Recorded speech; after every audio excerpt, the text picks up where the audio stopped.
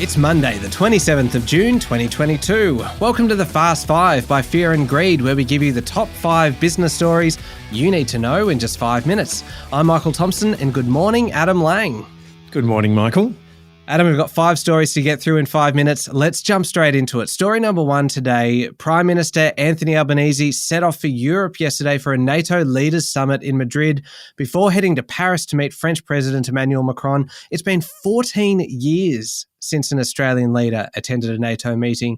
The last PM to do it was Kevin Rudd back in 2008. That is stunning, and he is certainly becoming a globe-trotter. The Prime Minister said the NATO summit came at a critical time, with the war in Ukraine carrying consequences that reach far beyond Europe. While Australia is not a member of the organisation comprised of 30 nations, it is the largest non-NATO contributor to Ukraine in terms of military aid. Mr Albanese said he was pleased to accept the invitation from Mr Macron, who famously called former Prime Minister Scott Morrison a liar, describing France as an important partner. All right, story number 2 today, Adam. 2 things really worth mentioning in markets, and we'll wrap them both up in one story. Wall Street ended the weekend higher with the broad-based S&P 500 and the tech-heavy NASDAQ both up more than 3%.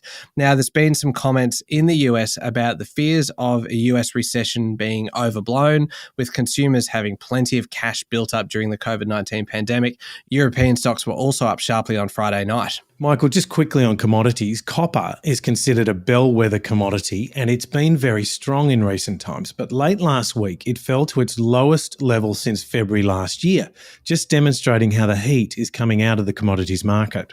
Yeah, I think we actually just combined 3 things into one story. So we've cheated a little bit there, but we'll allow it today. Story number 3 today, Adam, we've talked about the property market a lot in the past, and an interesting development occurred over the weekend. It seems there's been a spike, a fairly significant spike in the number of sellers pulling their properties before auction, not because they've sold it early, but because there's a lack of interest.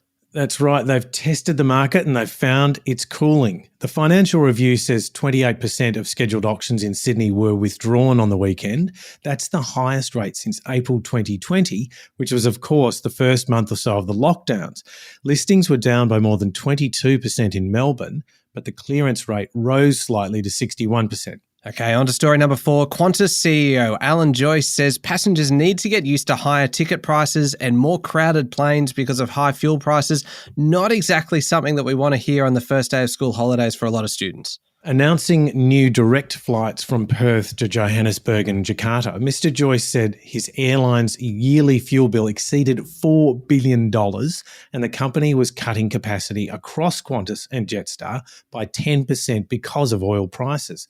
The company's fuel bill will be $1.7 billion higher next year than pre-COVID-19 levels. Hence, airfares are on the way up.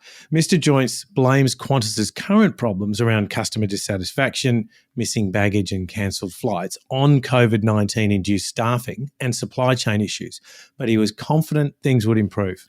Yeah, things can only get better, right? Well, let's hope so, but frequently see that they don't. You're such a pessimist, Adam. All right, on to our last story today, Adam, and this is probably the biggest story from the last few days. It has certainly consumed a lot of headlines. The fallout from the US Supreme Court overturning the Roe v. Wade decision has been immense. It is still happening now. The Supreme Court overturned the 49-year-old abortion precedent by a majority of 6-3, with states now able to outlaw or limit access to abortions. 13 states took immediate steps to do that, and there have been protests right across the US and, in fact, criticism right across the world. What we're seeing now, though, is a huge response from companies across America. This is the point at which politics and business meet.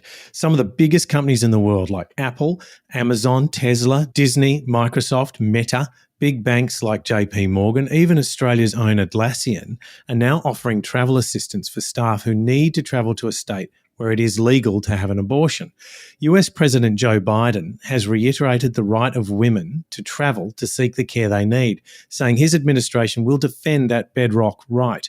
Former President Donald Trump has taken credit for the Supreme Court ruling, having appointed 3 conservative judges to the bench during his term.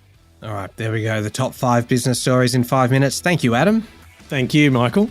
It's Monday, the 27th of June, 2022. Remember to hit follow on the podcast, and if 5 minutes isn't enough for you, you can find our longer daily show called Fear and Greed on your podcast platform. I'm Michael Thompson, and that was the Fast Five by Fear and Greed. Have a great day.